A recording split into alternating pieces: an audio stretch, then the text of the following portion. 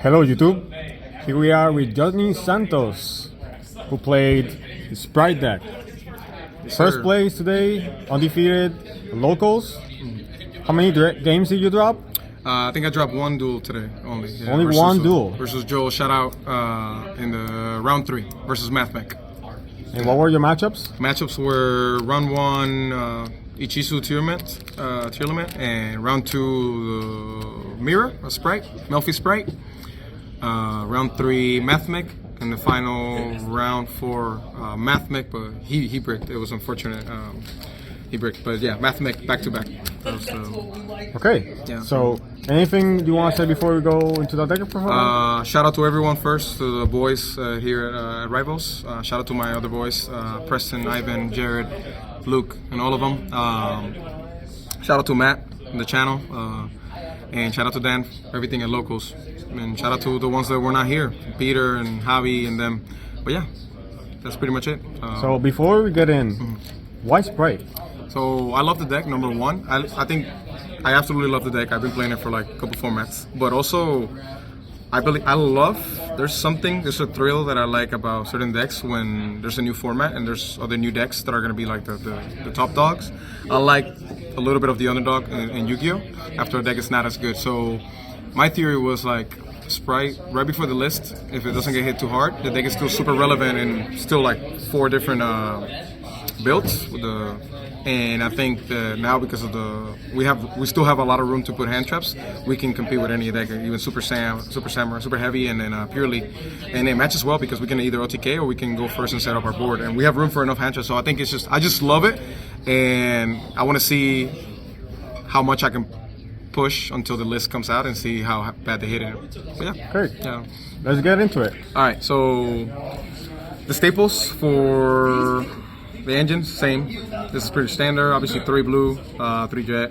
I do go with 2 red, 1 carrot. I think this is necessary. Interesting. You think about it a lot of times. If they do break our board, or if they grind, if they're able to kind of like play and go, punch for punch.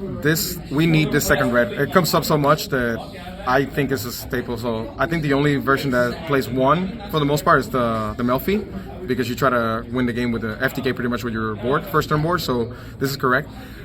Pretty standard for the most part. You don't play Desires? No, I do play Prosperity. Okay. 1 Prosperity. So and then so that's it for those Sprite monsters. Pretty standard, like I said. Then we'll go with the Nimble package. Same thing, 2.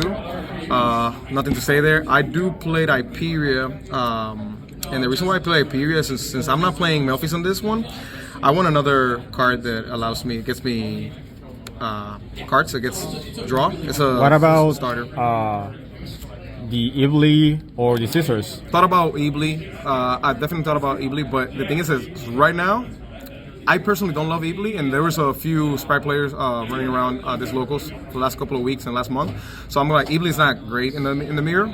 So what I went for my 41st card to be Hyperia, just because again, draw. It just puts pressure. If you don't see Beaver, it's just good to have this and a Sprite monster. Sometimes if you do have a fragile or brick hand, and this is the only thing you got with another Sprite monster, it can open other play. If they don't have something to stop this, then you can just it can unclog the deck and the hand. So also when a lot of times you just see combo regular starter or just Beaver or whatever, Sprite, you just go off. You do bring this off a gigantic because a lot of times you just go special red, special carrot, or you don't need carrot, you just go like that, and you just bring this off of gigantic, and it gets you into more hand traps. Because I'm playing 14 hand traps, you just kind of want to see as many as you can. Because the border will be the board that we set up, which is not necessarily the best board in the game, but then with the hand traps you complement that, and then that's how you try to win the game, or the win con. And why this version? Why not the Light Twin or the Runic? So the Light Twin, I played it before. I just don't love. I'm not a big fan, and the fact that it can get cloggy sometimes at times. And then every mirror that I've had in the last month and a half, since the last format and this format that I've had versus Light Twin, I've won. So I'm undefeated versus the Light Twin version of this, and it kind of proves a little bit of my point. It kind of that I prefer this version and not the Light Twin, and I just like having free straight to the point engine for the board with a bunch of hand traps to stop the opponent if I lose a die roll, or like, you know, to counter their plays. So I don't know. I think the style of it, I like it way more, and I've seen it in the mirror match working better. So it's kind of like. Plus, you don't get to play Sprint, right? You don't they don't get to play Sprint. right? It can get cloggy for them, and then. And if you don't see both engines, it's bad. Yeah, and then they can get locked, and I think that's relevant. I've noticed that a lot. That lock, and I don't like that. I like to have more freedom with this and just more. Yeah. Cool. That's pretty much. But that's the period. I might cut this in the future. I will for room, but yeah, for now it's been working. I actually put in work today. For the hand trap, I'm gonna show the hand trap and why. So we all know what the best hand traps of the new format are. And then, so I kind of like went with this. This is strictly made for locals, not necessarily regional. So I built it strictly for locals and for case tournaments here. So we went with the obvious triple draw, triple gamma, triple ogre, and then triple imperm. To finish, to top it off. Oh, double wow. Ash. Yes. Double ash. Yes, double Why ash, not two? three. That's so, interesting. 2 ash, number 1, because it's not as impactful this format. And we all know that it's not as impactful. So you want to maximize on the most impactful ones right now. Like, so you want to like see hands like this combination. Or if you see like an ash, you want to see an ogre so you can get rid of, you know, certain things. So I feel like since this is not as impactful and this is not super impactful, but this one is a great 6 card if you top deck this and not this. You used to play Baylor or Mourner, right? Yeah, I used to play Mourner and the other. I just think that right now for the format, I think I'm trying to maximize on these, and then this is already like does the job for. I might play in the future like kind of like triple Mourner or like 2 Mourners, 2 Veilers. But for now, for locals, according to what I've seen in the last couple of weeks in the new format, we have a good amount of super heavy, we got a good amount of pure release, and we have a couple of branded players. So I figured this is obviously the weakness versus branded. I'm not going to open it as much, but at least maximizing on what's more relevant on our locals. You know, Do you side the turd? Do I say? No, I don't. I thought about it, but no, I don't. Just because I wanted the more impactful cards, but I could also for a regional event because of the branded stuff. So I think it would be a good idea for branded definitely, and any rogue. But yeah, so pretty self-explanatory with these 6. Ogre is just like really good. Obviously, in this format, I think, in my opinion, this is the particular order of the hand traps. I think that this is the best hand trap of the format. I think this is second, and I literally think this is the 3rd best hand trap, just because. Versus with the scales for super heavy samurai, you hit the scales. For purely, obviously we know you can get rid of that body and get rid of and the continuous. Also, it has a lot. It's always alive. Also for Sprite, for those remainder Sprite players, those brave soldiers that are still playing the deck, you already know Gigantic stopped today in the mirror. Actually, it came up. I had I ashed his starter. He was still able to make the Gigantic, which is fine, and I didn't care because I already knew I knew this. I had this. And he literally said pass, and that was it. And yeah, Imperm is Imperm. Not much to say, but it's a great 6 card. And these 2 are great 6 card. And yeah, obviously, I think those are so far these 14 are perfect for me at a local level.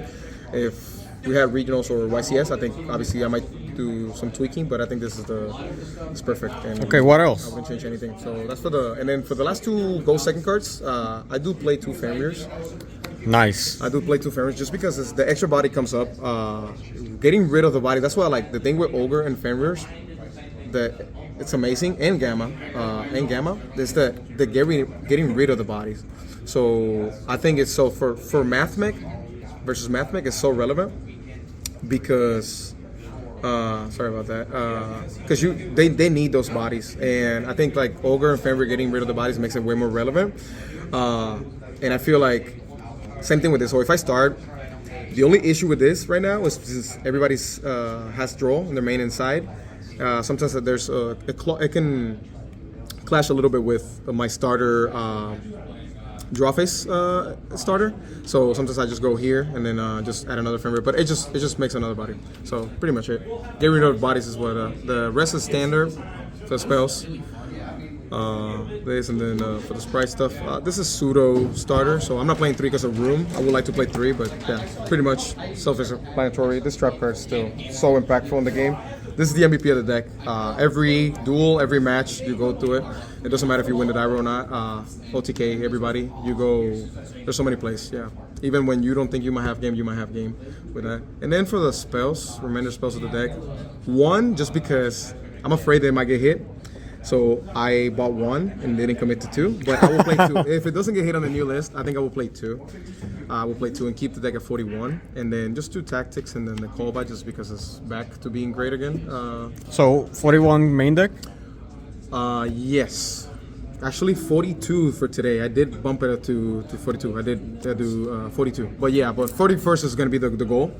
42 for today. Yeah, so 42 main deck. Called by the Grace like the 41st, 40th card. And yeah, nothing to say here. It's just tactics and prosperity. For the extra deck, standard for the most part, but it switched a little bit, changed a little bit for locals. Some tokens there. Shout out to Ricardo, by the way, my homie. So standard for the gigantic. Soul Sweeper is a staple pretty much. Mosquito obviously for the OTK, and then the Seuss package. I'm only doing one Seuss at locals just because we only have like 2 cash players here and 2 or 3, and it hasn't come up that they got rid of my Seuss. So since I just decided to play for like the next couple of weeks. Yeah, for the XEs, and then obviously for the links, 2 springs, the IP, we go dark, which it comes up, especially versus branded, it's always alive. This card actually can get you games. You can steal your stuff and continue before you gigantic or you starter. It does come up Lambda. There's a lot of get you games. You can steal your stuff and continue before you gigantic or you starter. It does come up Lambda. There's a lot of boards that you have to gamma, and you just already have your full board with spring bounce. The double cross, you got carrot and red, or just red, and then you just, or sometimes carrot, and then you have the gammas, and then you kind of like seal the deal to have another extra negate. So it does come up, and then the following turn you can just make a gigantic off of this and go for game with 32. And then for the utilities, we do play Cerberus, Phoenix, and then Phoenix, just because it's always come up. This is just because of the local. If it wasn't locals, I think I would cut the Phoenix, the unicorn. But these 2 always come up. You Cerberus, sometimes it does come up often, actually, way more often than people think. You pitch the angler, you can pitch the angler pop, and then you resolve angler, and you just go for gigantic play to try to go for game or hit hard. And the last one, just this, I'm gonna cut it. It doesn't come up, but it's just there because it's locals, but this will be the second Seuss. What about Underworld Goddess? That's the one that I've been thinking about, honestly. And then Juan, shout out to Juan. I think Juan plays it. I think I definitely need to play it. So it will be under the Goddess, or it will be the second Seuss, I think. Because everything else, I think I'm definitely using. And I'm only want to keep the things that I'm actually using and keeping relevant versus everything else pretty much in the... Yeah, and then for the side deck for locals, pretty much, I think 80% will be for local, but like I think 70% of the side deck will be also for regionals and the YCS maybe potentially. Triple Dark Ruler I think is a staple right now. Versus Super Samurai, it's the only deck that I side deck in this card. Everybody else I just go with the hand traps and I try to stop them as soon as possible with hand traps. But we know it's pretty much. So 2 nibs for hand traps and double Veiler to increase the amount, increase the hand traps amount to 18. Again, if you know they're going to go first on a game 3, you want to guarantee with the amount of hand traps that they're not going to be able to play, and that you're going to do 1-card combos or 2-card combos. So Nip is there for cash, obviously it's there for Mathmech, it's there for, in the mirror I put it there because of the triple Imperm and double Veiler, and I trust that, sometimes they don't play around it. Yeah, pretty much. And then for the go first, we go with this package. So we go with triple anti-spell. Oh, the floodgates. Yeah, the floodgates. Not everybody loves. We got the floodgates just because they're very impactful for the most Dimensional Barrier. Yeah, so... People started to not play that card. Yeah, I think last format I didn't play the card. I wasn't liking it last format, and I was just playing like Judgments. I was playing like this was a Solemn Judgment, Triple Judgment, or 2 Judgment in this. But I brought it back just because I've been noticing... Branded is a tough matchup. It's a lot of grind. They do a lot, and there's plenty of branded players and locals that we have. Shout out to Preston, and it's just almost like a win button. With this should be enough versus branded, but yeah, and this a synchro super heavy samurai just synchro a lot. So I'm okay seeing one of these versus them, and then it's just to rip the dark rulers and the board breakers, the kaijus that they might have, lava golems and things like that. So, but that's pretty much it. Are you sure? Those are 13. The last two is just Cosmic Cyclone. You're right. Cosmic Cyclone. Yeah, 14, 15. We gotta respect the back row decks. There's again trap tricks. You know, the labyrinth and stuff like that. There's floodgates that I actually saw today. Shout out to Belong. He won as well a box with floodgates, blue eyes. Those in matches, rivalries, whatever, judgment, skill drain. So yeah, we gotta respect some floodgates. That's the only back row removal that I have for locals, and that's pretty much it. Okay. So this is Johnny Santos and your cameraman Brian Reyes signing out. Shout out to Brian.